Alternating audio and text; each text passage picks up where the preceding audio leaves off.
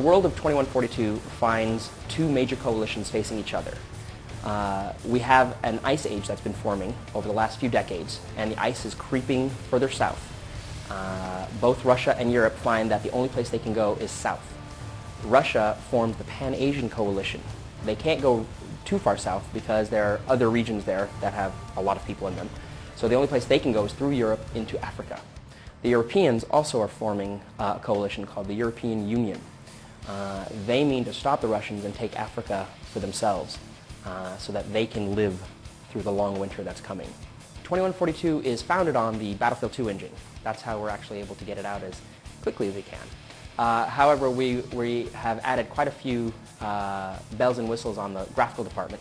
So you're going to go see things like alpha blend on our vegetation. You'll see bloom in the world. The world itself is going to look completely different. You're not going to recognize it as a Battlefield level because of the lighting effects, environmental mapping, objects. It comes to life. When we started with 2142, it felt the challenge was to give people a game that felt completely of its own. And we've done that through a lot of different ways. One is through visuals, a lot of new graphical bells and whistles, and the other is through gameplay, a lot more gameplay. As examples of that, we have things like, two variants of the tanks. So the EU have this large, heavy tank, reminiscent, if you will, of a Tiger tank, whereas the PAC forces have a hover tank. Both of them handle quite differently. In the Battlefield franchise, generically, there haven't been a lot of differences between the two sides, and it's kind of part of a gameplay philosophy that we have, but in an artistic sense, in 2142, there is actually some pretty pronounced differences between the style in which they're built. The basic differences when you look at weapons and vehicles is that the EU side has a more angular, sharp corners and more boxy feel to them, more stealthy shapes and forms, while the PAC side has more curves, rounder forms and so on. And the PAC have a slightly more advanced technology. That's why they have the hover tank, for example. So those things are we try to build those into the PAC side as well. As we've been developing each of our vehicles, we've been very aware of some of the imbalances that people have discussed in some of the previous Battlefield titles, and our goal has always been to address that as we move forward. So one of the things you're going to see is things like active defense, which gives everyone a chance to survive that first contact with a gunship and bug out. So it's the wise gunship pilot who can try to stay undetected long enough to be effective. In BF2142, we combined the jet and the helicopter class into one kind of air attack vehicle that doesn't do so much bombing or large area destruction. It's more of the role of helicopter, air-to-ground, anti-vehicle kind of role in the game. But you can still dogfight one another better than two helicopters having this strange ballet in the air. You have things like for the infantry forces, you have motion mines. So as a vehicle comes into its range, this mine will activate and pop up. For the observant vehicle drivers, they can slam on the brakes and hopefully back away out of the detection range. Others won't be so lucky, and as they blow by it, the mines will actually track to them, chase them.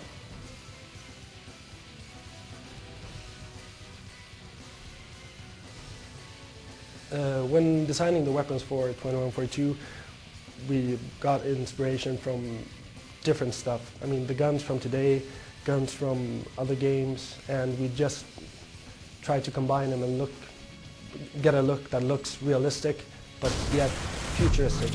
One of the big reasons we stuck with bullets and not went with lasers or ray guns is you get a better gaming experience. You know, when my gun kicks and it has recoil and I can feel the gun firing in my hands, you know, it feels much more alive. It makes the game feel better. It makes it more fun than pew pew, I win. One of my favorite weapons right now is the EU rifle rocket. Now this thing is basically standard thump rocket when it's not zoomed. But when you zoom in, it actually sets the detonation range. And then you can use the mouse wheel to increase or decrease where it will detonate. So if there's somebody hiding behind a wall, you can actually set the target on the wall, increment it by a couple of meters, and fire. And do these airburst effects, which is really sweet. Yeah, one new thing in the Battlefield 2142 is the dog tags. When you come up to an opponent and you knife him, you actually get your opponent's dog tag. There will be a small visual representation on the screen that you actually took his dog tag with his name on. And that will then be possible to follow up on the leaderboards. You can see on the leaderboards all the guys you have dog tagged basically, so you can sort them out and see how many you have. So it's proven to be a very good thing. You always send out an email to everyone so everyone knows you got that guy's dog tag, or you probably got him twice or 3 times, so you can really spam that guy. One of our playtesters is really into the dog tags, and you'll find him running at you with a knife in every situation, and he's got a list of people going, and his goal before the end of the project is to get all of the dog tags of all the devs. Well, he's got mine. Well, when you're using the active camo, you're invisible, but you're not completely invisible. It's sort of like a blurry distortion effect, so you can actually see it, and you still see the shadow from that character, but you're more or less stealth while running around. The first time you pop it on, you forget that your shadow's still there, and you're like, guy still shot me. And then you pop it on in a shadow, and the guy walks right past him, and you pull out your knife, and you get its dog tag, and you're like, yeah, that was a cool moment, you know. As Battlefield has always had, it's rock, paper, scissors. There's always a pro and a con. So the gun drones and the recon drones, while they're very effective, also are pretty good at, they're noisy, they're very visible because they float above you, they're prone to EMP, they deactivate when EMP'd. So while they bring you a benefit, it's the smart squad leader and the smart squad that will use them most effectively. So we've gone with 4 classes in 2142. We've taken a couple of the classes that maybe were a little weak or weren't as much fun in BF2 and put them together and come up with something that I think is really solid. So we've combined anti-tank and engineer. So you're both the guy who takes out the vehicles and the guy who drives the vehicle. And we've taken the medic and the assault and put them together and formed stronger classes. So we've got a recon, which is sniper and special ops. And you've got assault, which is assault and medical abilities. You've got engineer, who blows up vehicles and drives vehicles. And you've got support, who lays down a lot of fire, either with his machine gun or he unlocks the shotgun. And he's also got the ammo kit. So we introduced squads in Battlefield 2, and it was quite a big success. And we always follow the maxim of we want to encourage gameplay, but we never want to force it. So what we've done with 2142 is take the squads up a little bit more. So as you've already heard about the persistence, I'm sure, you have career points now as you go on. And if you're a member of a squad and you help your squad mates, you actually get career points rather than just score.